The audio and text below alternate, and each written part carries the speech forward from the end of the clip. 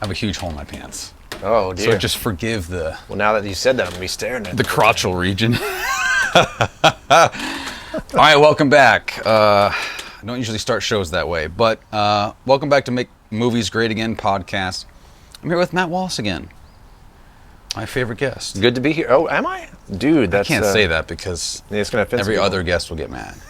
No, but Matt and I have been friends for a long time, and we have a lot of fun. So We do. This should be good. We do. I said, we do. We like to say we. So, lots of stuff going on in Hollywood, man. What? Really? I hadn't... Weren't paying attention? I mean, I haven't been paying attention to a lot of Hollywood stuff. Yeah, but, I know. Well, it's... But I am aware of many things going on in the industry overall. Yes. Now, you lived in LA for a long time. 13 years, yep. 13 years. That's a pretty long time. I would say so, yeah. So More than half of my life.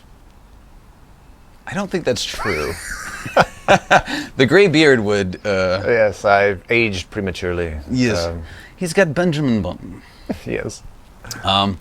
So, yeah, lots going on in Hollywood. But at the end of every year's cycle, we run into Academy Awards, Right. Yeah. Golden Globes, BAFTA. When is the... When's like the Cannes Film Festival and stuff like that? Sundance was a couple weeks ago. I'm not sure when Cannes is usually. Yeah, I don't actually know. I feel like they're more mid-year. Yeah, that seems right. I mean, it's the south of France. It's kind of summery, I feel like. May 13th through 24th? Yeah, that sounds right. Yeah. I've never been. Have you been to Cannes?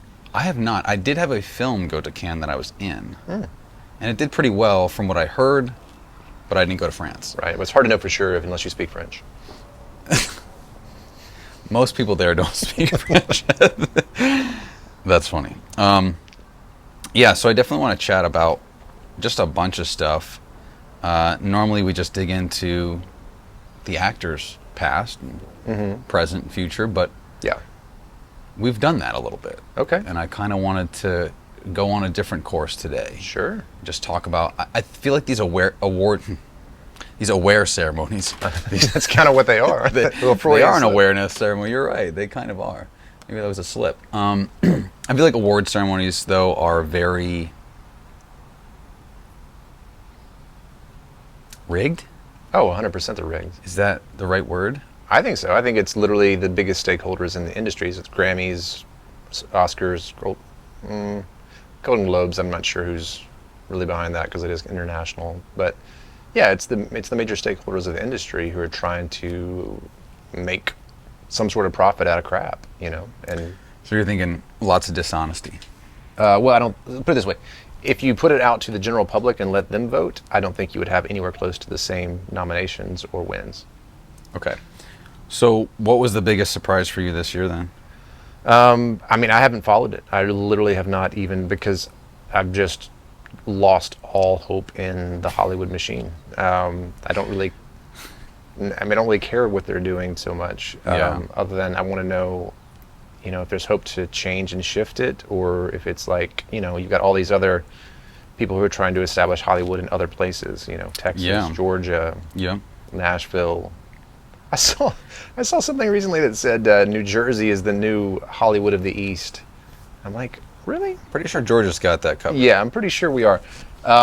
They consider us Southeast. I mean, when you look at the breakdowns, we are Southeast, but but New York is not. No, I mean, I'm sure New Jersey's probably pulling more than New York because they probably created some sort of tax benefits. But no, I mean, Georgia. Are they saying they're filming in New Jersey right now a bunch? Is that what they're trying to say? I think it was just people who are trying to get more industry there. We're just putting it out there that they are. Yeah. I think it was just propaganda. But Oh, it's definitely propaganda. Yeah. That's funny.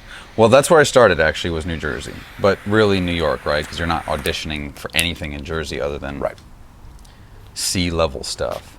But look, Golden Globes, Academy Awards, BAFTA, like these... I just don't get it, man. I just don't get it. But I do want to talk about some of the stuff. I think what's interesting is, like you said, if you put it out to the public... These films, most of these films would not even be mentioned because I have not heard of a lot of them. No. Let's go through the Golden Globes real quick because this is the first one I had pulled up. Yeah, let's hear what's nominated. I probably have not heard of any of it. Yes. So I've heard of like a couple. I've definitely heard of some of them, but a lot of times it's more like obscure, right? That's kind of how they. Which, I mean, that's kind of been the tradition anyway, that these Yes. sleeper independent movies that are kind of cutting edge. For sure. But I think Hollywood has just gone. Their pursuit of cutting edge has been just to get weirder and weirder and weirder. Yeah, like the more artsy, fartsy, but dark and twisted you get. Well, but I mean, not even like the art of being interesting and different. More the content is being preachy. It's they've become Christian films without the Christian message. They're or what old school Christian films used to be. Yeah, so you're saying they're like mostly propagandized films, but There's a lot of it. in I a mean, totally different direction. yeah, Yeah. it's the Hollywood religion, the woke religion. Yeah. That's what I think. Do you consider religious films propaganda films? They could be some of them. Yeah. It depends on the approach and what the mission of the filmmakers was. But Yeah. I mean, if it comes off preachy to the most, I think people the watching- definition of propaganda is kind of that, right? Like Yeah. trying to get people to steer in one Yeah. specific direction. And I'm not saying that I wouldn't make a film that had a message. Of course, I think yeah. you have to have a Yeah, point exactly. of view. I just Yep. think there's been a massive sort of like group think in the key players of entertainment. Yeah. Really all media for a long time. Yeah, and I think the one that's been popular, without just going out there and saying what we think that is has not resonated with people, and that's why films are struggling so bad. It hasn't resonated with enough people. Like there's a massive demographic that's not being served. Right, it's just serving them. Yes. It's just serving the people making the movie Yeah. and the few people in their very small bubble. Yeah, I think so. So let's go through some of these, and then I want to look at numbers. I like to look at Box Office Mojo, Yeah, and great. some other sources. And some of these movies never went to box office. So a lot of movies that, there's about 400 to 500 movies made per year. Yeah. During the pandemic, it was a little lower. And I think only 130 go to theaters. So there's a lot of films that just never go, they just go straight to streaming. Yeah. And some of the Golden Globes and Academy Award winners just straight up never were seen by anybody. That's such a different sort of world than what it used to be. Yes. Like what would be I guess the equivalent would have been straight to TV or DVD. Yeah. Yeah. That was and can you imagine anything 15 that years went ago. straight to video being nominated for an Oscar? That would be a really good thing to test. Yeah. Like go back 15, 20 years Yeah. and say what was winning. There were some movies that sure. essentially went straight to video that were huge sleeper hits. There have been numerous of those, but not to get critical acclaim. More that I'm aware that I can think They're of. like cult classics. Yeah, your Tommy Boys. Like Tommy Boy was not seen in theaters at all, but it's beloved to this point now. Totally. Absolutely. Like probably one of the most owned DVDs out there. At least for guys, anyway. Yeah, and very, very little initial credit, right? Yeah. It wasn't artistic enough. But dang, it was funny. Man, Chris Farley. One of the best, dude. I know. Genius. Yeah, I used to watch when I was a kid. I would like put tapes on and like go to bed watching a movie, and Yeah. then it'd just Sure. time out, and then I'd wake up at 2:00 in the morning, turn it off or whatever. Yeah. But the two that I would watch, or the three that I would watch the most, were SNL Best of Chris Farley, SNL Best of Phil Hartman. Oh, he was genius. Literally a genius. Yeah. I think he's one of the most talented people that's ever done it. Yeah. And then Happy Gilmore. I've seen Happy Gilmore probably 200 times. Yeah. Like the first half. Yeah. And then the And then second you fall half, asleep in the like second. 50 times. All right, here we go. Golden Globes, 2025 nominations. Best Motion Picture Drama. Nominees: A Complete Unknown. That's the name of the movie? That's the name of the movie. Okay. You were thinking I was just saying it's a complete Yeah. unknown. Because it is. Yeah. How many people saw that movie? Well, let's go. Let me not completely sleep on it, right? Yeah. We can find this information. Let's find the information. Sorry about this chair. It's annoying. My internet is slow out here. Oh, no. I will tell you, but I did find it. A Complete Unknown biography. Of? Okay. Did better than okay, it was Bob Dylan's. Oh, yeah, I saw the Yes. trailer for that. Okay. Actually, I wanted to see that. Okay. Has that actually been? I And guess this it's been would be released. more interesting to me than a lot of the other films Yeah, we're going to talk yeah. about. Yeah, A Complete Unknown, 1961, an unknown 19-year-old boy, Bob Dylan, arrives in New York City with his guitar. So on and so forth, rest is history. We already know the story. Worldwide, take a guess. When did it get released? Like, that's the weird thing, is like, if you're not a moviegoer already... December 25th. Okay, so yeah, I mean, I saw it as a trailer going to the movies. It's coming in at the end of the season to catch the nominations. Yes. And, Very late. I mean, I don't know, it used to be a thing to go to the movies on Christmas Day. It is still a big thing. It is still a big thing, Could just actually. be my life is different now. But that's domestic, though. That's not international. Okay, so you're asking what the international numbers are? Yeah, I'm asking total. What do you think it was? Maybe, I mean, everyone loves Bob Dylan music. I would say maybe 70 million. Really good guess. Yeah. Domestic, 67. Okay. You're like right there. Worldwide, 88. So it's not a... So he's not beloved amongst international audiences. Right. I thought it would do better than that, international. But, and we could go deeper into the numbers here, but we don't need to. Well, I certainly have not seen any ads for movies in my world, just doing my life, what I do. Yeah. So that's a movie, again, I saw when I was seeing some other movie, saw a trailer and thought, oh, yeah, I'd probably see that. Didn't hear anything else about it. So nothing that cued me to go to the movies about it. Yeah. So, Well, I agree. I mean, I think that probably could have done better with better advertising. I think I may have seen Unless it's crap. one but- preview of this. Yeah. It didn't- was nominated. Yeah, it didn't look like crap in the I trailer. It don't looked like think it's good. crap. Yeah, I don't it think it's crap. looked Okay, another one that you probably have heard of. Okay, these are a little more popular movies than I thought. Another one, Conclave. So this, again, did not see it, but this is about the Catholic Church, I think. Okay. What is the one about exorcism and stuff? No, I don't think this is a horror. I think this is about, like, probably corruption in the Catholic Church. What? Which is the easiest thing to talk How about. could that be? It's a... How could there be any corruption within a religious organization? Were you just acting? The Conclave did very similar in the box office. More international, though. It's kind of flipped numbers. Yeah, I would expect for something that targeted Catholics. Nobody here in America wanted this. Yeah. 32 million in the box office. Was it? Not good. I'd be curious to know what was the take. Was it essentially promoting the Catholic Church? Or All right, well, let's read knocking the it? synopsis. Yeah. When Cardinal Lawrence is tasked with leading one of the world's most secretive and ancient events, selecting a new pope, he finds himself at the center of a conspiracy that could shake the very foundation of the Catholic Church. I'm almost interested in watching it because organizations tell on themselves. I wonder if this is, like, pretty much factual. It could be. It could be people who. There's a lot of people that don't like the Catholic Church. They could be the filmmakers. It'd be interesting to know. I mean, it's worth seeing to find out kind of what the message is on that one. Is this, a movie against or for the Catholic Church? Haven't seen it, so I don't really know. Yeah.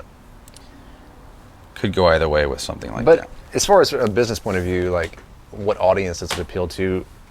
I would think definitely international for that. I mean, I would have said that going in. It's like you're not going to get a huge domestic response that people that are really interested in the Catholic Church. Other than we've already gone through lots of stories of priests molesting children and that coming out. Yeah. I think the devout Catholics don't care to hear about more controversy, and the people who aren't Catholic, definitely not. we already get it, Yeah, I don't know why they keep making these. This sounds like just another corruption scandal in the Catholic Church. It's kind of a weird... Yeah. But think about it, if you were the filmmaker and making that pitch, you'd be like, we built an audience. We've got the Catholics. There's so many Catholics throughout the world. But why would they want to see that? And internationally, they kind of did. But I feel like this is more of a Latin America, like... Yeah. Is it in English, or was it initially some other language? Spain had a decent open... Well, Spain grossed 44 or 4.4 mil. UK was like kind of the biggest response. Interesting. Very weird, man. Yeah. Demographics of UK are changing tremendously, though. I mean, they're... But I wouldn't think heavy Catholic. No, I wouldn't think so either. But it could be... They could think maybe it's propagandized against the Catholic Church. I don't know. Yeah. I don't know. All right. Number 3, Dune Part 2. Okay, I did see that. Really needs no introduction. Yeah, Dune Part 2 was a good movie, for Yeah. sure. So let's look though. I don't know what the box office was. I'm sure it did. Part 1, 407 million worldwide. Yeah. Part 2. I'm assuming you saw Dune 1 and 2. I saw Dune 1 and 2. I saw them both in theaters. Okay. No. I saw Part 1 at home. Yeah, same. I saw Part 1 at home, and then I saw Part 2 in the theaters. Yeah, so it could have done better. Let's find out here. Okay. Knowing that, you and I both saw it at home, and then it was good enough to go see in theaters. Yeah. 407 million for the first one. What are your thoughts here? 407 total gross international? International for the first one. Oh, I would think close to $1 billion. 714.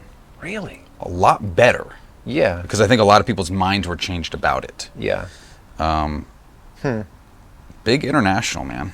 Yeah. Big international. UK, again, on top. Unless you just count China. Actually, whoa! UK outdid China by 400,000. Super close. Wow. Super close, but UK loved this movie. And domestic was huge, man. 282 domestic. Yeah. No. This is one of those rare cases where they almost outpaced everybody. Yeah. One of my really good friends was in Dune 2. Oh, yeah? Yeah, stunt guy. Stunts, okay. And, Is that Cyrus? Or? yeah. Yeah, we got to get him on the show. Yeah. Got to get him on the You show. can get him free. He's already working on another project, so. Oh, good for him. No, he's great. Oh, I'd be excited to talk to them more. Okay, here we go. Cooking. Nickel Boys is the next nominee.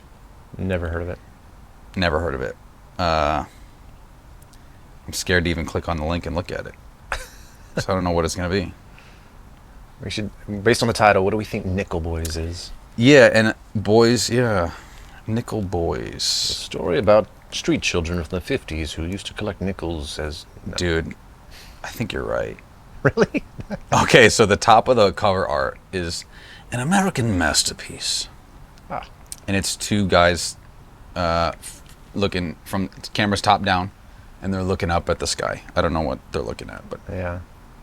Okay, Nickel Boys, directed by Ramel Ross, is a harrowing historical drama adapted from Colson Whitehead's Pulitzer Prize-winning novel. Okay, so that's good source material. The film follows Elwood Curtis, a bright and idealistic black teenager in the 1960s. Period Wood or Elwood? Elwood. What a great name, Elwood. I might name my kid Elwood. It's got gravitas. What's your name? It's Elwood. Yeah.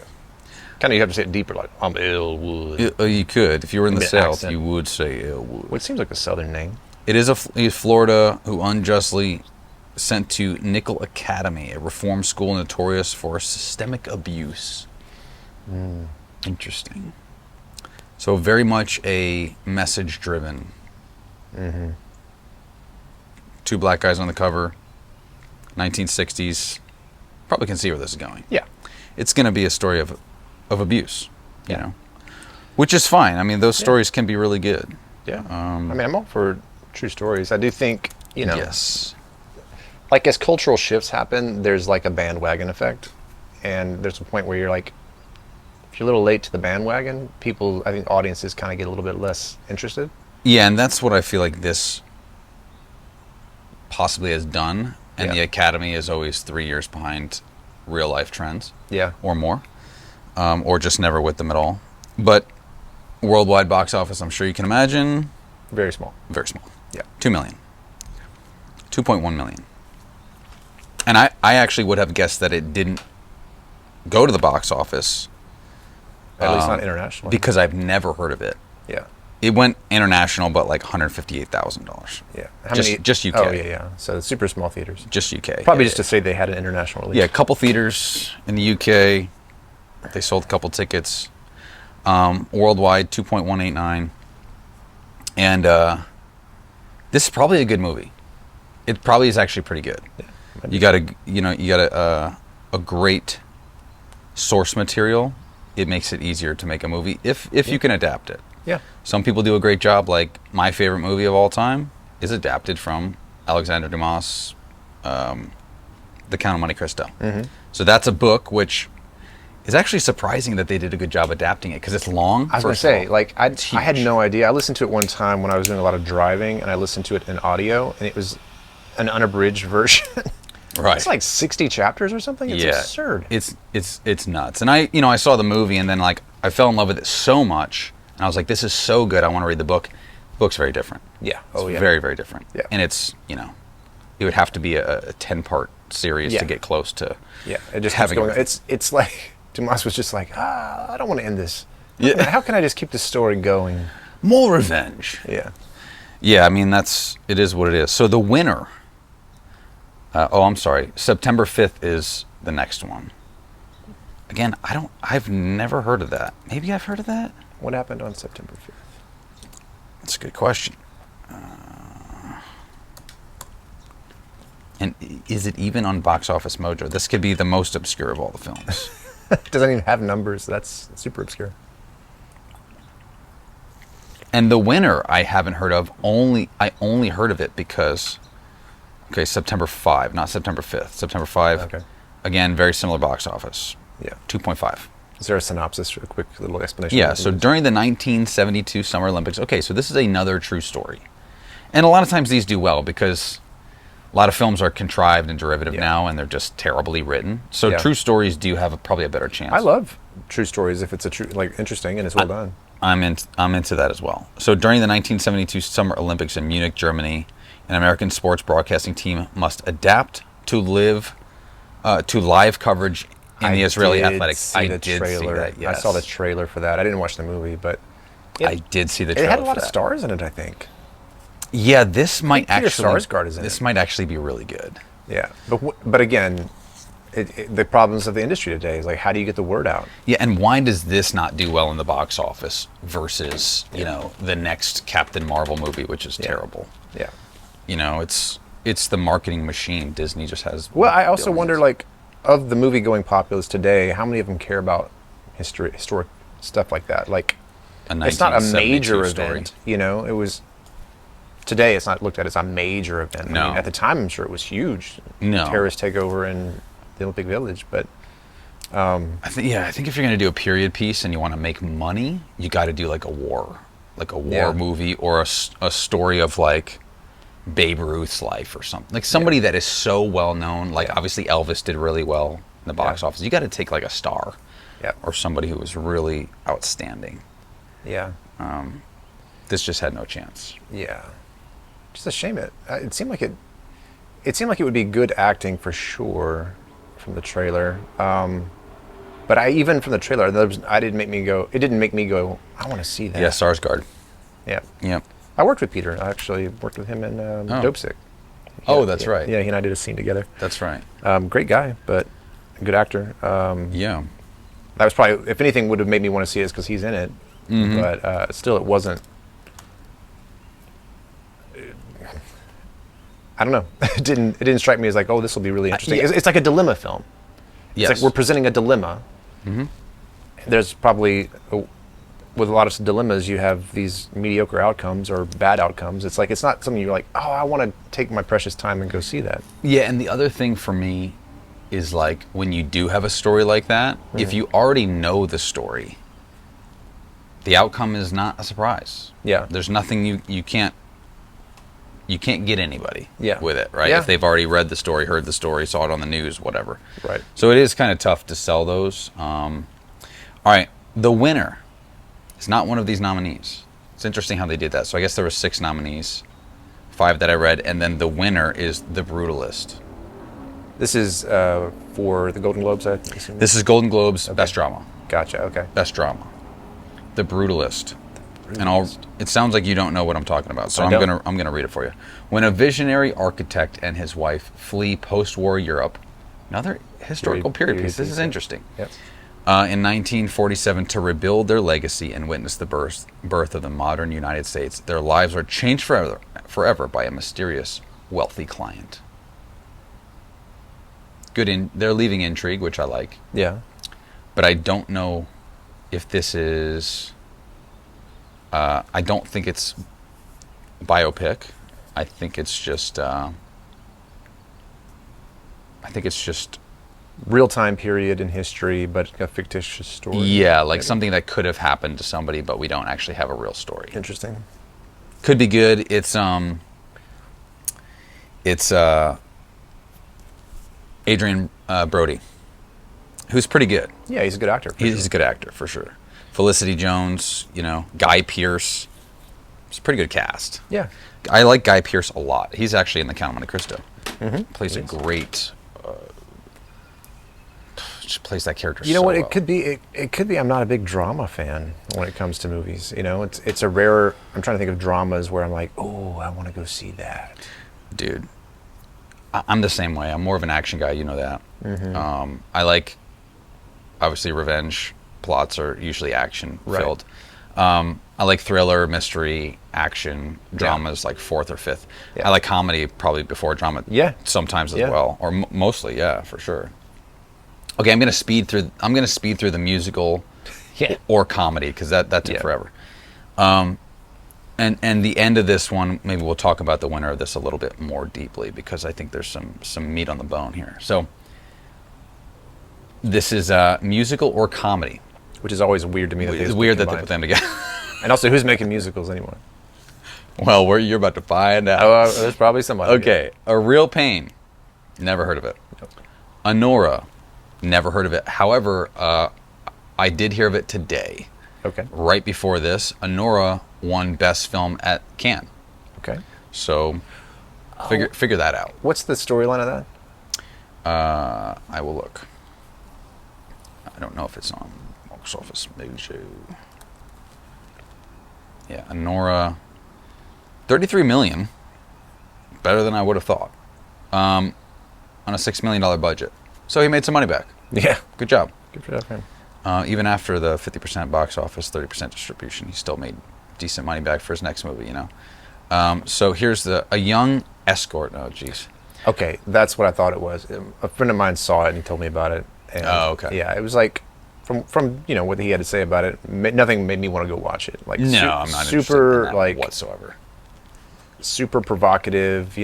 Showing all kinds of gratuitous things, and ultimately, like, when you hear this actually what happens, you're like, well, that's weird. Right, like why would you make a movie about that? Yeah, like, is this a story that needs to be told? That's kind of what I was. That's a great question, man. There's a lot of things I don't understand about these award shows, and I think that's why we're going through it, right? It's kind of to show a little bit of the absurdity. Yeah. Challengers. Oh, I definitely didn't see that, but I saw the trailer, and there was nothing about that that made me want to watch it. Obviously has some larger names in it. What's her name? Zendaya. Zendaya, yeah. Is in it. But I mean, seriously, like, we're looking at a story where you've got a female and two guys who are, like, going after at the same time. I don't know about you. It's supposed to be a comedy. I guess. I don't see how that's possible. It didn't look like a comedy. Well, but, I also don't know how Honora is a comedy. or musical. So how does that fit in? Yeah, I don't understand either. Is this supposed to be funny, Honora? How could that's not what a tragic story about an escort? Yeah. Maybe it's not tragic. I don't know. Maybe it's super dark comedy. But I don't know how Challengers is a comedy based on the trailer. Like, nothing about it seemed comedic. It certainly didn't seem like a musical. Two guys chasing after a girl. Yeah, but That could be funny. But no, not. It was not. That's not how it's presented. It's Oh, really? The trailer portrayed it as if it's like this girl who both these guys like, and they're like literally so in love with her that they're willing to have a threesome. It's like, Gross. yeah. I mean, I can't relate to that. Like, I would never, ever, ever, ever be interested in a girl where I'm having to, like, simultaneously. Yeah, it'd just be weird. Super weird. Okay, this is interesting. This synopsis. So the next one is The Substance. A fading celebrity. Okay, don't know how this is a comedy. This makes no sense to me. A fading celebrity takes a black market drug, a cell-replicating substance that temporarily creates a younger, better version of herself. Isn't that adrenochrome? I don't know. It's kind of a. Black market drug, which makes you look younger temporarily. I mean, that could be a comedic premise. Again, I'd be interested to see the trailer and if it actually was done in a lighthearted, funny kind of way. Maybe it's like what was that movie? Death becomes her. Yeah. Where they keep fixing her up. You have plastic surgery. Right. Yeah. I mean, that's a pretty That's fun. used comedic shtick. But Okay. based on the other ones, like I'd like to just see the trailer and see like is it done actually in a comedic way? Right. Exactly. All right. So Substance. Again, not really sure. Yeah. The premise does not sound funny to me, but maybe it is. Director might have pulled one over on me. Last nominee, Wicked. It's a musical. Yeah, that's fair. Makes sense. Wicked was massive, like $1 billion, made like $1 billion. That's like a guarantee. You know, they're gonna get people, and they did get people who can sing, and it was already hit on Broadway. It's like extraordinarily famous. You know, it's so famous. Yeah, I didn't see it. It's not my. I don't really love musicals, but Wicked did 25 years. No, not 25 years. Couldn't be. But yeah, I mean, I think that was guaranteed money for whoever made that. Yes, and they've already said they're making a second one. Why not? Made money the first time. Because money. I wonder how long Wicked was on Broadway. And while that's loading, I'm going to tell you the winner, Amelia Perez, which I did not hear of until this week. Yeah, that's the one. That's what I was telling you about before we started. That's the one. Yeah. That's the weird one. And I just mean weird that it won. Yeah, well, no, I mean, that one is, again, it's all about the agenda behind it. Yeah. That's why it won. Okay, Wicked, nearly 20 years on Broadway. Yeah, when I lived in New York City, Wicked was, banners were everywhere for that show. It was selling in massive numbers, like Cats. Yeah. The Cats was one of the, I saw Cats as well. Okay, Amelia Perez, let's sit on this one for a second, because this is really a ridiculously obscure film that for some reason just did so good. I actually want to look at the box office real quick. Amelia Perez, did anyone go see this? So tell me what you know about it. Just that they had a trans actor, male to female, okay, who was nominated not as a male, but nominated as Best Actress. That's what I know of it. I don't know a ton about the story other than it's centered around a trans person. But this is a comedy, right? This is comedy musical. Comedy musical. So if you can even imagine this, it's a musical. This is a flippin' musical. Okay, so let's listen to the story here. Yeah. Amelia Perez follows 3 remarkable women in Brave and Beautiful. Sure. Each pursuing their own happiness. Sounds about unlike right. everybody else. Sounds about right. How could they possibly manage to pursue their own happiness? Cartel leader Amelia I think I did hear the synopsis. enlists unappreciated lawyer Rita to help fake her death so that she can finally live authentically as her true self. Yeah. So he's a man, extremely brutal, probably narcissistic murderer, a cartel leader. Let's just boil it down. Yeah. Right. Drug lord / murderer. Yeah. In Mexico, right? So most likely drugs and murder. And it follows how this man goes to a lawyer, a respected lawyer, and says, "Hey, can you help me fake my death?" And she goes, "Yeah." I don't know why a lawyer would be an expert at faking death. Well, that's another weird thing. That's not the right person. No. Bro, you own a cartel. Yeah. You death people all the time. Yeah, 100%. How do you not get death? I know. Just fake it. Drive a car off a cliff with your friend in this. The more people you involve in faking your death, the more likely you're going to get found out, I would say. Right. I just drive a car off a cliff with a cadaver in it. Okay, so domestically, $0. It was not released domestically? Was not released domestically. Big flippin' surprise, because who in the hell was it? But this was a Netflix production, wasn't it? Yes, and that must be why. However, they do have an international release. Guess which country, knowing the story, which country that it did the best in? I mean, Mexico? It's a cartel. That's a good guess. It did make $450,000 in Mexico, but make? You mean recouped slightly? It slightly recouped a little bit of what they spent. Yeah. France. It did 8 million in France. Okay, that does actually seem to align with the French Yes, it makes of sense. humor. Like, oh, it's so ridiculous. It'd be hilarious to have this guy. The guys trying to do a woman.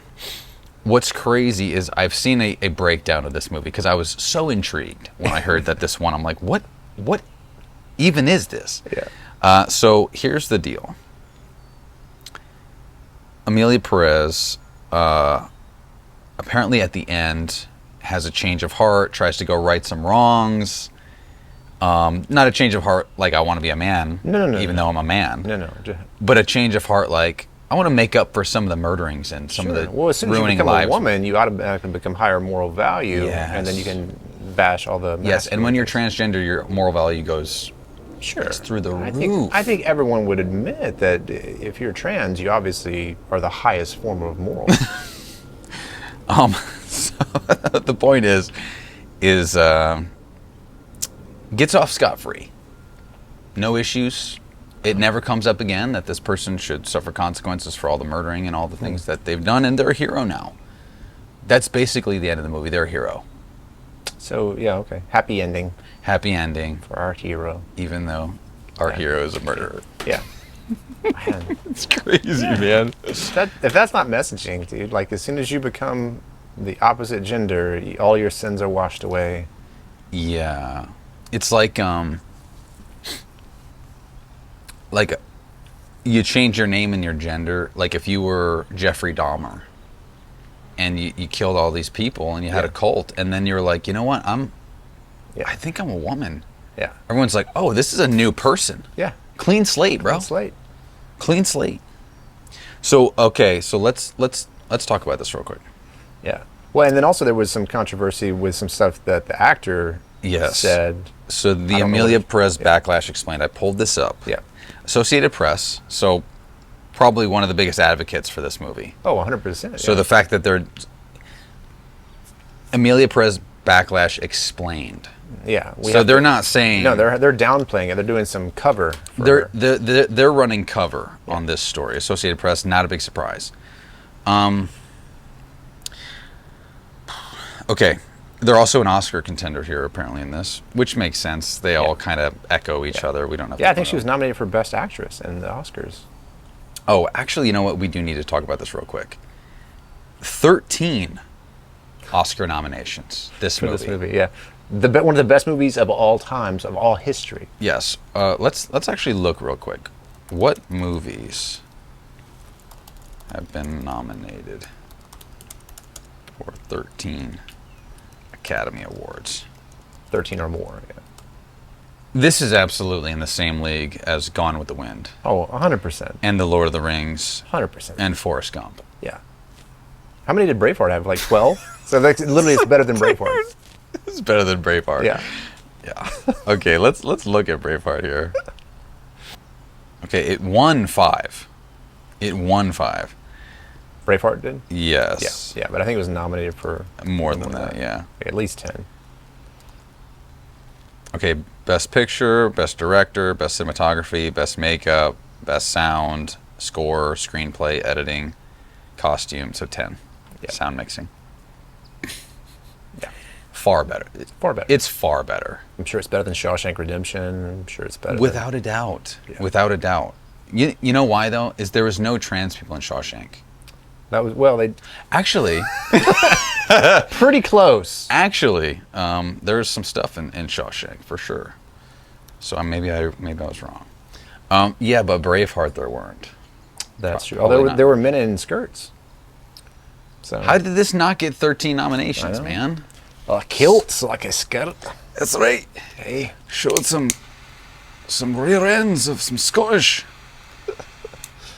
And I rest my case why I don't really get into the Hollywood stuff. Why we don't pay attention to award shows? I think we're doing this just so everybody. I'm sure you're already aware. It's to show how ridiculous it is. Yeah. It's to show how ridiculous it is. Well, let's look at. Well, here's the thing. Like Hollywood and entertainment media used to be very influential across the world.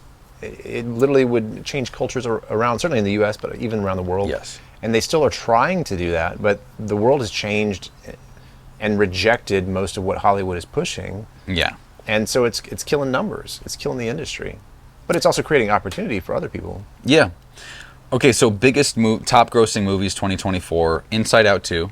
And we talked about this off camera. Yeah, Inside Like Out was actually a kids very movies. astute. The first one, I didn't see the second one. The first one was a very astute movie, or animated film. But kids movies do well because parents Yeah. are like, gosh, if I can get 2 hours of something interesting Sure. for them, we'll Yeah. go see it. So Inside Out 2, and yes, the first one was pretty good. Yeah. I don't know if this one was any good. Yeah. My guess is it was not as good, but that's just a guess. I don't know that for sure. Yeah. Deadpool Wolverine. Got a Well, built-in audience, yeah. It's got a built-in audience. People have been waiting for this for Sure. There's huge fans. 2 decades. Yeah. Moana 2, kids movie. Despicable Me 4, kids movie. Wicked, kind of an everybody movie. Yeah. Dune Part 2, definitely not. Godzilla Kong, The New Empire. These movies don't take themselves seriously. You could bring your family. Yeah. PG-13 on purpose. Yeah, if you're just looking for something to do. Kung Fu Panda 4. So what, half of these are kids movies? Yeah. Or Well, more? and it also sequel beyond sequel beyond sequel. Like, it's just people who are like looking for something to see that's safe for their families. And Yes, and 1, 2, 3, 4, 5, 6, 7, 8. 8 of the 9 here that I had are sequels. yeah. We're in a rough spot, dude. Yeah. This is bad.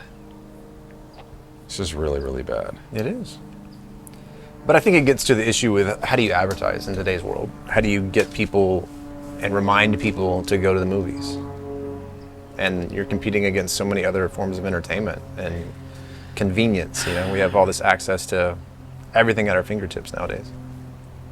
I think 60% of movies are being watched on cell phones now. I would hate to watch a movie on a cell phone. I just can't imagine. Like, the only circumstance where I see that being viable is like an airplane. Yeah. It is what it is. Yeah, if you're in Southwest and don't have a screen. Yeah, that's true. They all have. Yeah. Most of them have screens now. Yeah. Certainly not Spirit or Frontier. No, I wouldn't think so. There's a bear on your plane in Frontier. Yeah, but these. Yeah, dude, forget about it. As far as Golden Globes, they have animated, non-English. Amelia Perez, oh my God, won that as well. So, was it originally in a different language? It wasn't actually even an English. Which makes no sense because anything I've seen in it, they're speaking English to each other in the movie. Maybe they did a version with really good dubbing? Maybe when they're in Mexico, they're actually speaking Spanish, and there's, so it might be 50-50. Yeah, I wonder what the rules are on foreign language film would be. Don't know. How Best much- performance by a male, The Brutalist, Adrian Brody. He is really good. Yeah. I'm not mad about him winning. I just haven't seen the movie yet. Yeah, I don't think that Hollywood has forgotten how to act. I feel like There are some good actors. yeah, there's some good actors for sure. It's more the messaging and the stories that are chosen to be told and that, Sebastian Stan won Best Performance by a Male Actor in a Motion Picture, Musical, or Comedy. Who is Sebastian Stan? Winter Soldier, Oh, okay. who I like. I like him. I mean, he's good as Winter Soldier, but it's not like a heavy acting chops movie. It's just an action movie. All right, let's get off the Golden Globes, giving them too much credit today. Academy Awards, probably going to be a very similar story. Just a quick aside, because we're talking about actors who you didn't normally think was good. Henry Cavill thought he was awful in Superman. First time he came on board, and I've seen him in some things lately where I'm like, I think he can act. I think he's growing better. And then I saw something, I don't know if it was true or not, that he was named as the new 007. Have you heard that? I've heard rumors. I don't know if that's true. Yeah. But he's a little too muscular, in my opinion. Double O is kind of like a blend-in kind of guy. It would be Is he British though? He is. I didn't even He's know that. natively British.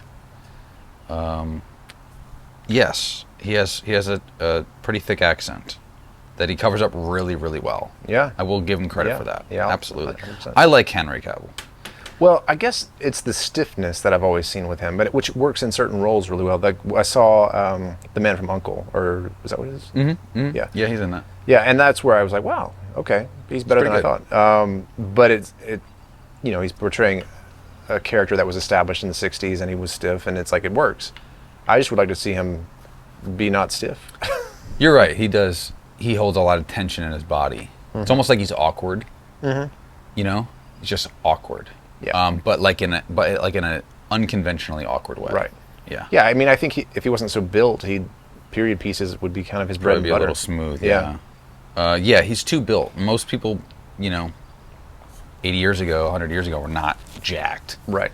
And he's jacked. I don't want to give this Amelia Perez the whole freaking episode. No. But just want to say 13 Academy Awards, obviously won some Golden Globes already, 11 BAFTA nominations, and the lead actor, who most people will call an actress, is a train wreck.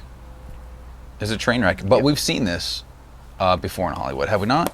Yeah. Who's the guy that... But we didn't even cover what the actress said that got her kind of blackballed, because the controversy is now that like Netflix is doing nothing to promote and kind of pushing her to the side, her to the side. Okay, I'll read through this quickly. In one hand, Amelia Perez is one of the most celebrated films of the year. Right. On the other hand, Amelia Perez has been lampooned for its tonal extremes. Criticized for its depiction of Mexican culture. Oh, that's interesting. So they don't have cartels in Mexico? Well, maybe there was some other tonal things in there. Yeah, that I haven't seen it. Disrespectful. I'm just joking, but I haven't seen it, so I can't really say. Yeah. Engulfed in controversy since it ascended to Oscar favorite status. They do this a lot, though, with actors that are different. Like, who's the guy that played Flash? Do you know who I'm talking about? Elijah Miller? No? He, like, runs a cult. And he's been, like, abusing people. Wow. And that's why he's not the Flash anymore. But they, like, try to... Let's not talk about that. Let's just release the movie. Hopefully it makes a little money, and then we'll stop talking about Elijah Miller. Yeah. But complete nut job. I mean, complete and total nut job.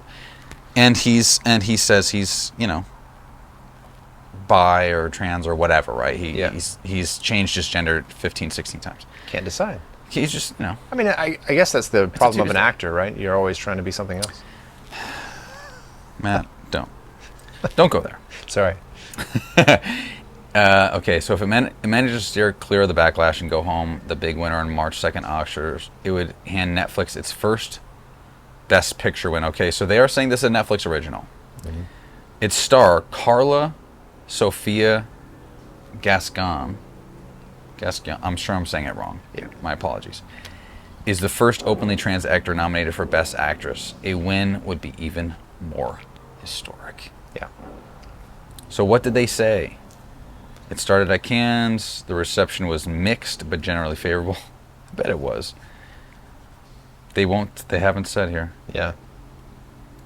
They're explaining the controversy by not mentioning in the controversy. Yeah, like why would you not just dig into the meat, dude? I can probably just use Siri and be like, what's the actress's name? Yeah, look it up. Or actor's name? What's Amelia Perez. No, the actor. Oh. Everybody's mad at this. It says the LGBTQ is mad at it. Mexico's mad at it. America doesn't like it.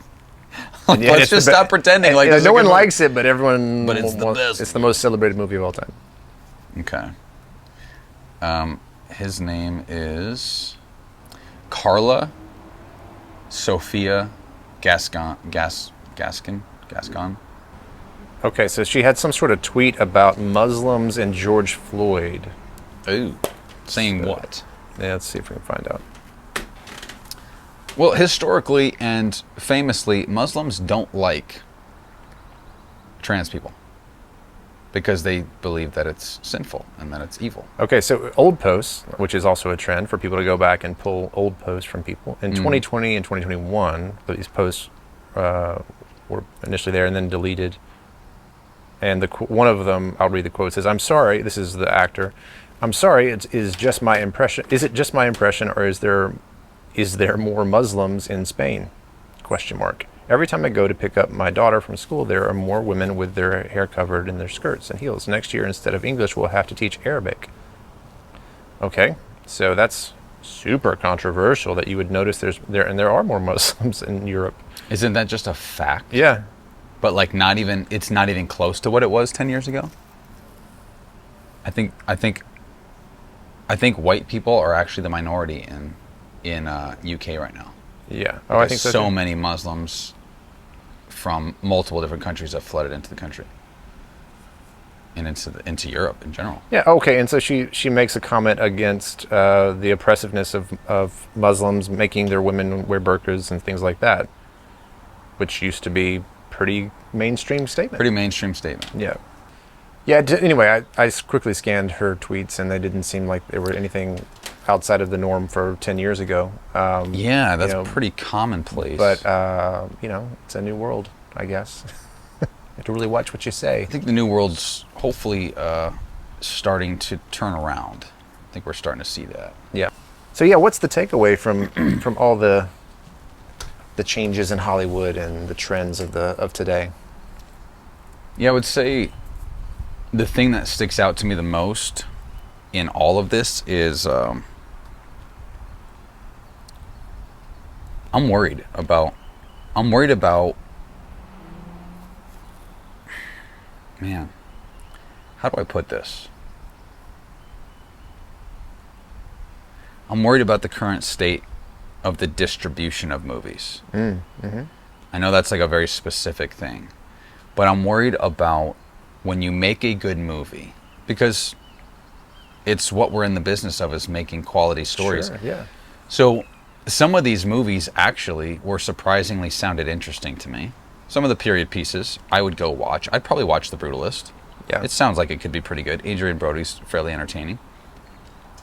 But if it only makes $30 million in the box office, and the budget was $30 million, Yeah.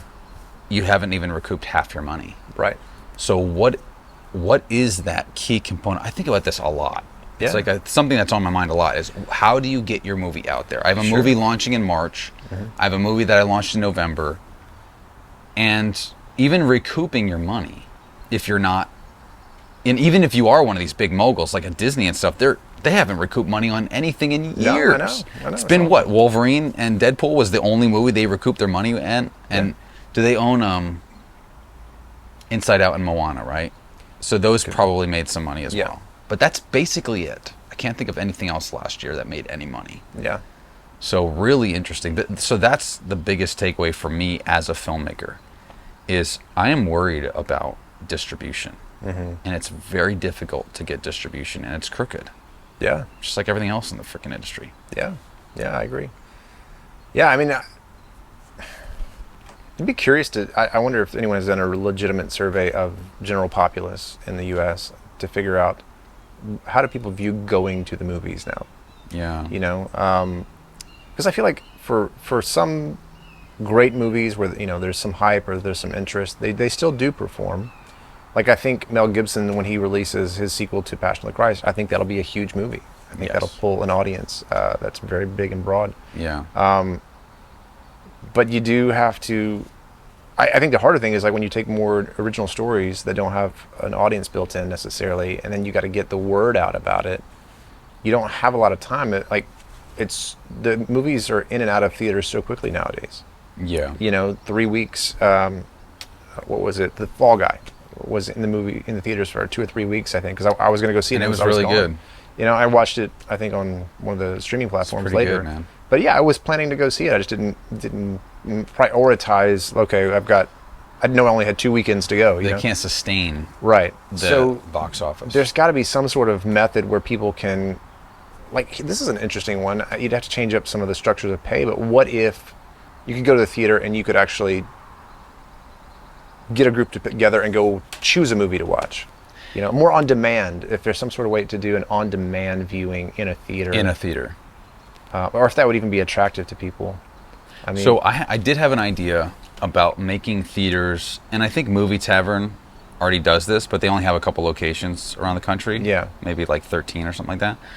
But they have like a seating area and a kitchen and restaurant area that you can come in, and they'll play a movie on that screen essentially for free as you eat. And it's much quieter. You know, it's not blasting you with surround sound. Yeah. And then, of course, they have the traditional theater part, and But I'm thinking, like, how do you make it? I did have an idea. Like, what if you made, like, almost like a country club out of it? And it wouldn't be fancy like a country club. Anybody could join, and it would be a nominal fee. But it'd be a monthly, like, hey, for $25 a month, instead of just having a Netflix subscription, now you have a community aspect where you come, there's a restaurant, there's an arcade, there's childcare. The biggest thing, in my opinion, is, like, I would go see movies with my wife every week. Yeah. But we got to pay $1 million for babysitting. Yeah. So what if we paid $25 a month, childcare came along, and we got one free movie a month, and then anything beyond that you'd pay for. Yeah. Right? Yeah, or what if you just had mom and dad want to go see a movie, they bring the kids along to see a different movie, and you had qualified chaperones there just to make sure the kids weren't doing something crazy. Wonder if that could come into play. Yeah, something like that could work as well. Or in the childcare area, there's a movie viewing area in the childcare. Yeah. You know, I don't know. Yeah. I don't know. But, you know, that's tough for me because I don't want my kids watching movies all day. Right. You know? Yeah. It's when I think, like, only you. yeah, you got to be careful under I want to watch movies all day. I don't want my kids to watch movies. So funny. You know, I only watch like 2 a month. Yeah. I just don't have time. I know. It sounds like you're in the same boat, but Yeah, I mean, that's the thing is, like, when I was single and I didn't have a lot going on, I would go watch a lot of movies in the a couple theater. times a I'd- week. You know, you can Yeah. join A-list at AMC, and I used to live across the street from an AMC, and so it was like, no big deal. Go see a movie. yeah. But life changes, and not most people aren't going to be in that place where they can just easily go see a movie or a bunch of movies. Well, that's why I think the childcare thing is really compelling. Yeah. So, like, I'd love to have a date night with my wife every week. Yeah. So difficult to do because childcare is the biggest problem. Sure. And even when you have older kids to watch the little kids, I don't want to do that. You Right. know, it becomes a problem over time. You ask them 5-6 times, and they're like, "Come on, like, pay me then." You know? Yeah. Really though, I get it. I do get it. Even harder, though, for the couples who have 1 or 2 kids and they're young. Way harder. You know, like, they're bound to their houses. But then, I mean, it's also an argument for systems that, good Lord, systems that let you Get attacked. systems that let you just on demand in your nice living room Yeah. order something and watch it. And I don't know why that isn't more popular, because that does exist. I mean, you can get stuff before it's fully released. You can pay what, $7-8 for it, and you can watch it with your spouse, and that's way cheaper than going to the movies. But So it's are just you not as special. Like, there's So are something you about going saying? out. I know that we're filmmakers and actors, and, like, the cinema is really special to me. Yeah. Like, it's really fun. As a kid, it was It's like so such a great. monumental, fun thing to go to the movies. Yeah. Like, Yeah. why has that lost the charm? Is it because the bar is so low on movies right now? Because look, there are movies that are still making $1 billion. Yeah. So they're out there. Yeah. People still want to see good movies. Yeah. Is it just that there's no good movies right now? Yeah. I mean, there's certainly, I have lost faith in Hollywood, personally. That I can't, just because it's in the theaters, it used to be, oh, well, if it's in the theaters, 90% of the time, probably it's pretty going to be good. pretty decent. Yeah, yeah. And now I feel like even stuff that gets hype, I'm going to not going to find it interesting, not going to find it something I want to actually spend my time watching. Yeah.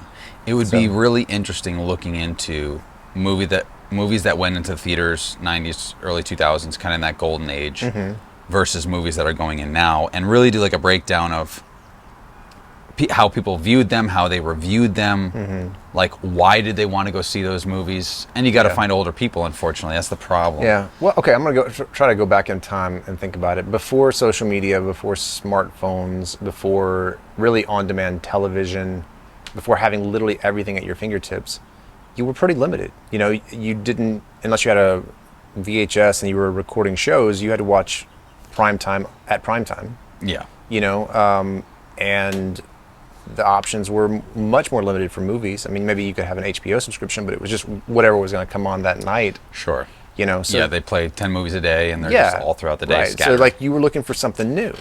And now there are so many avenues where you can watch something new. We're over inundated. We're way over. There's like 60 streaming platforms right now. 60. Yeah. Not all in America, but like it's insane. Yeah, I think honestly the bigger thing that's needed is a curated sort of something AI maybe to literally go through and figure out what's good content And Yeah. if you could have somebody like take all the content that's available and delve it down into what is truly the best, people would pay for that. I mean, they'd 100% pay for that. Based on what? That would be the hard thing, you Yeah. know. But it used to be that Hollywood did a good job understanding what the audiences wanted to see. So you had people that were doing it. Well, I think you just had so few options back then. Yeah. You could go buy the DVD of a movie that you really liked or wanted to see. Yeah. Or you could go to the theaters. But actually, I think that AI could get to a point where it can watch movies and literally figure out how to summarize them well, or criteria could be built. You know, maybe you could upload into AI like Steven Spielberg classic movies, and you know, all the stuff that we found great. So find the top 100. Yeah, I think and break them down, or top 1,000. Well, what you would want though is something that could just a system that could look at all the stuff that's being made and figure out, okay, this by this criteria. Well, that's what I'm saying. Like, train the AI Right, yeah. on the top 1,000 movies ever. Yeah. And then go find movies The commonalities that yeah. have Yeah. that essence. Yeah, I mean, I think it would take a while, but I think it could get to the point where maybe that's the solution. Although I don't know how that helps all the people who want to make movies recoup their investments. You know? That's the problem. I think what would happen with that too is filmmakers would look at that list and say, I got to make that movie. And if I don't make that movie, no one's going to watch it. Yeah. And I think that can become dangerous as well. Yeah, because you do want something fresh and new. That's a tough, dude. So It's tough. it'd be tough to figure out the criteria, but there's got to be something. There are some commonalities with storytelling that does resonate. So it'd have to be. It wouldn't be uber specific, although you could do it for content, for people who actually do make a lot of their choices based on content. You could say, okay, Yeah. I want something that doesn't have these words in it or this kind of content in it, but I also want something with well-developed characters and plot lines, and you know. Yeah. I Man, think tough. it's still years away, but I think that could be where we're going. It's kind of scary. Yeah. Or, I mean, there's the old school way of like literally a filmmaker or a platform builds trust by just making good content after good content after good content that appeals to a broad enough audience. So I think that is the most viable way Yeah. to continuously make money and that is not the industry as a whole. I think it's a Yeah. studio by studio. So like Yeah. A24 is making money every time. Yeah. Like, and their budgets are smaller, which is also very important. Yes. Stop making $200 million movies Yeah. because you can't recoup anymore. I agree. You I know, agree. There's so- no reason to spend that much money. Yeah, and if you're making $20 to $30 million movies and then you go make $60, $70 million, you've made your money back. Yeah, it's viable. You're okay. Yeah. You know, and if you make $100 million, you're like, psh, we crushed it, you know? Yeah. So, and $100 million is really not a lot in all things considered these days. Yeah. So I think the budgets need to go down tremendously, way far down. Yep. And I think quality needs to stay the same or go up. Yeah. Yeah, and I think actors pay has to go down. Ultimately, like the people that are making $20 million a film. Well, that's part of the budget going down. Right. Big time. Yeah. Big time. And until you get to a point where you're so trusted at delivering such great content, and it's not even performances at this point. It's literally like if you have a name and a brand that draws people to pay to go watch you, then you can get more money. But it literally needs to be more in alignment with that. It's very rare that an actor, and I'll use you as an example, that an A-list actor would put in a better performance than you, who is mostly unknown. It is very rare, Matt. Yeah. The skill gap is not this huge thing where it's like the 1%, the reason they're there is because they're so good. That Yeah. is not the truth. No, I know some unknown actors that are incredible. I agree. Yeah. So I don't think it's a skill gap thing. I think we need to take those people who are more humble and we need to make them the next generation of talent. And Yeah. But there is something about seeing an actor multiple times. You develop a fondness for that actor. well, So you it's feel like you know them a little Yeah, bit. yeah. So Well, that's what I'm saying. We need to make that next generation. Right. We need to Oh, create yeah. enough movies with those same people. Yep. To where we push really talented people to the forefront that are not demanding $25 million a film. Yes, I agree with that. That's what I'm trying to get at. Yeah, I 100% agree with that. Yeah, because that should be your whole budget for the movie. Yeah. If you're spending more than $20 million, you're doing something wrong. Yeah. You know, unless you're making like I understand grandiose films where you got to build a coliseum like Gladiator. Yeah. I understand that that's going to cost $20 million itself probably. Right. But then beyond that, you should not be spending an extra 200, 300 million. No. It's I mean, crazy. it literally should be, in my opinion, actors should start getting paid more and more like producers and get a cut of the profits if it is profitable. You know, like there can't be this guaranteed, like where they're getting guaranteed money no matter how the film does. Like where else in industry do you see that? Like, oh, you did a crap job, we're still, I guess you see that with CEOs, never mind. But that's not also going to last either, I don't think. I think there's going to be a point where your pay has to align with the value you bring to the project, to the business. Yes. You know? Well, that's where it's going. You're exactly right. Yeah. And that's kind of what I'm building right now is an quality-based, film companies where now you actually have to. Everybody has ownership. Right. You get a small fee up front. Yeah. And then if it goes gangbusters, you get mega bonuses. Yeah, and everyone, so you could still make $1 million. Everyone benefits when you get the hits, when they're really good content. Exactly. Yeah. And then what it does is it drives you to succeed with every project. Yeah. When you get all your money up front, I'll phone it in. Yeah. They just give me $10 million to make this movie, just and me. Let's be honest, let's look at some of the greats that in their old age have phoned it It's in. embarrassing. And they're making still $10-20 million just because their name is so respected. And they're totally phoning it in. Yeah, they're totally phoning it in. Yeah. Yeah, there's a lot of problems, man. But I think that's really it. I think we need to, because, we say box office is doing terrible, but all these movies are still making tens or hundreds of millions. Yeah. So it can still be done. There's still a desire for it. Yeah. But I think the bar has been lowered so much that people are expecting movies to be terrible. Like when you go to Netflix, right? And a Netflix original comes out. Name one Netflix original that is above a 6 or 7 for you. You can't. No, I mean, I feel like there was an action film. What was it? Was it The Terminal List? Something like that. Was that a Netflix original? That's a Prime series. Prime series. Okay. Terminal List is pretty good. Okay. There was another one though. Gosh, who was in it? It was one of those good-looking Australian guys. I know exactly. Played an operator. Extraction. That was Netflix's best movie. Yeah. In my opinion, their best original movie. Yeah. By a long shot. Yeah. But that's top of the bar for them.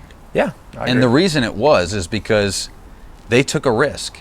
They took a group of stuntmen, and said, direct this movie. Yeah. And it ended up being one of the most badass, stunt action movies. Yeah. But if you don't like action, it's definitely not your movie. Right. There's really no. It's built on action. 100%. Yeah. And Hemsworth does such a good job. Yes. With that. Hemsworth, I couldn't think of their names. He's very athletic. Yeah. Very athletic. So I mean, but that's their peak. If your peak is Extraction, you got a long way to go. Because that's a very niche. Well, the bigger thing for me is when I look at a Netflix original, I already am very suspicious of the messaging and the content because, they're not looking to simply entertain the audience. They're looking to promote a certain ideology. You're expecting it to be. Just like if I was watching Pure Flix, I would expect a certain ideology. And you also expect it to be bad. Yeah, that too. Expect it to be bad. But yeah, I think that's, you do have to, there's also a place where I think Hollywood or the entertainment industry, let's call it that, needs to recognize entertainment should be primarily concerned with entertaining. Yes. And not messaging. There's always going to be message in a story. Totally agree. But like if you're beating people over the head with it, no matter what your messaging is, it's not entertainment, it's propaganda. Mm-hmm. And we're tired of propaganda. We've had so much propaganda in the world today. We're just tired of it.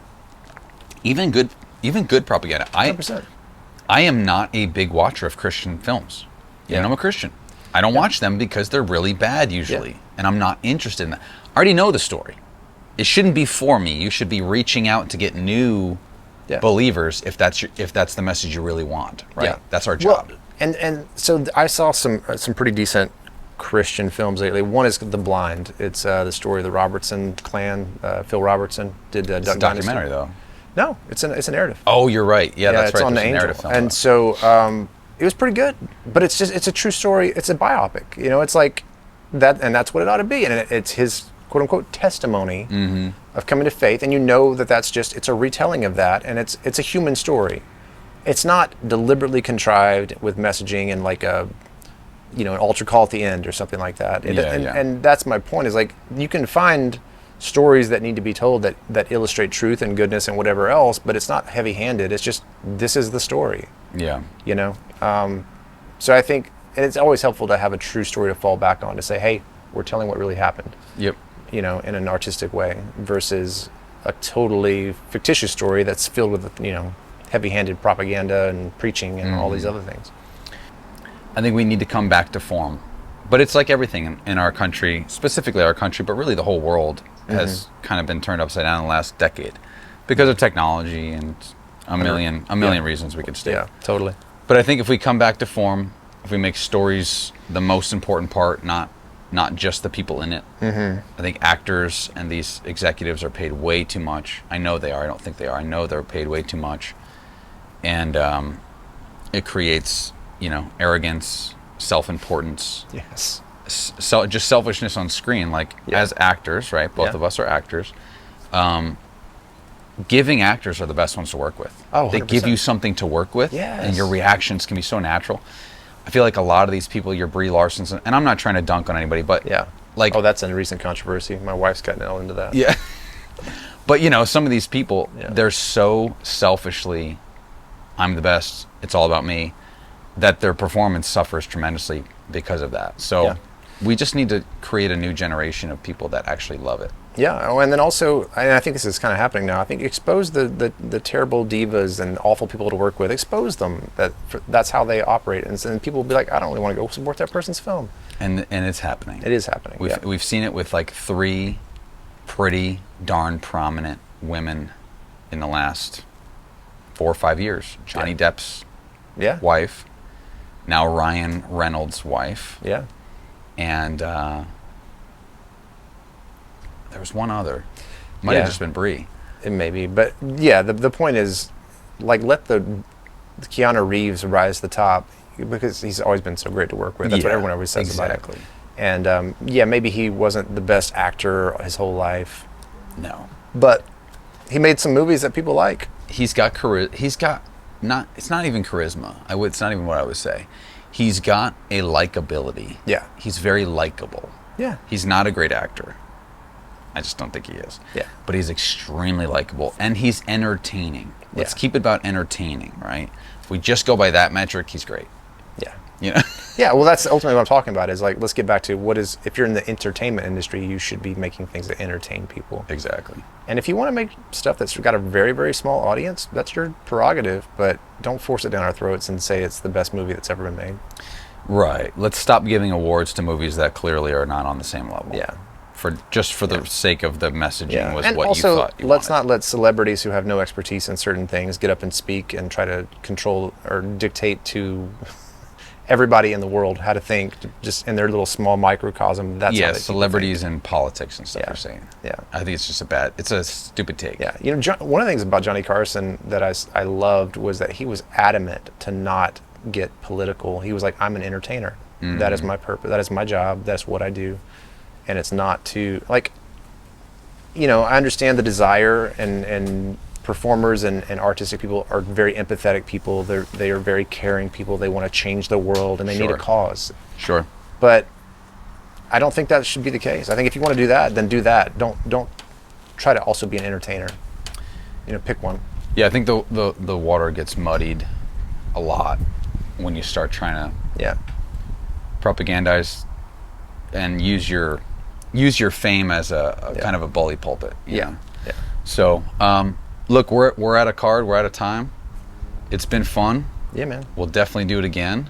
Lots of cool stuff coming this year. I think lots of solutions are going to reveal themselves this year to the problems we're talking about. So sounds great. But yeah, man. Good to see you again. Same. Thanks for having me, man. Appreciate it.